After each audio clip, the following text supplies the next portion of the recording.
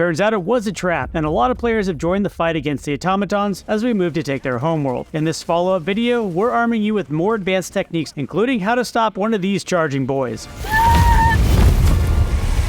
Remember, there are lots of viable strategies in this game, so consider adding these options to your playbook. Shoot down dropships even if they already dropped off their units. They often fall on top of those units anyway, or block their routes, giving you more time and cover. The community found a triple shot strategy to destroy 3 dropships quickly or take down heavy units more easily. Do this by equipping anything that can shoot down a dropship, like the Quasar cannon, then also bring along expendable AT rockets. Fire your main weapon at their engines, and then quickly pick up 2 expendable rockets and shoot down the next 2 dropships. It's a lot faster than reloading.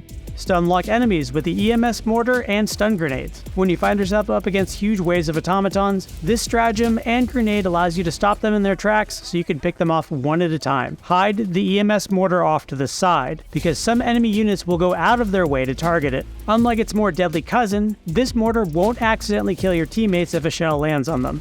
For more immediate problems, like a charging Hulk, especially of the flaming variety, a stun grenade will absolutely halt them. This is the only way I found to do this so far. After that, use the newly buffed Anti-Materiel Rifle for a quick, clean headshot. It works really well. When your stun build and your 3 rocket strategy come together, it is a thing of beauty. Next, prevent yourself from getting one-shotted by automaton tower cannons. Pay attention to the map and shoot cannon towers at very long ranges before they become a problem. This typically takes 2 hits from a Quasar cannon or 1 from the spear. That way, when you get to the objective, it won't be a problem anymore. This one is from our comment section by the Metallic Floyd. It's okay to run away sometimes. You don't have to fight every bot and waste reinforcements.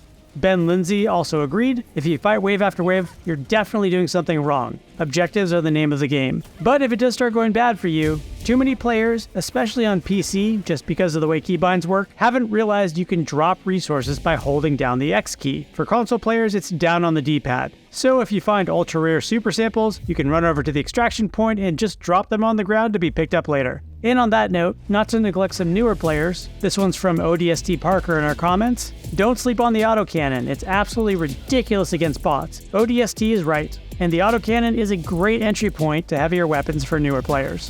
When it comes to some of the new deadly units on the battlefield, like Gunships and the Factory Strider, well, the community is still working it out.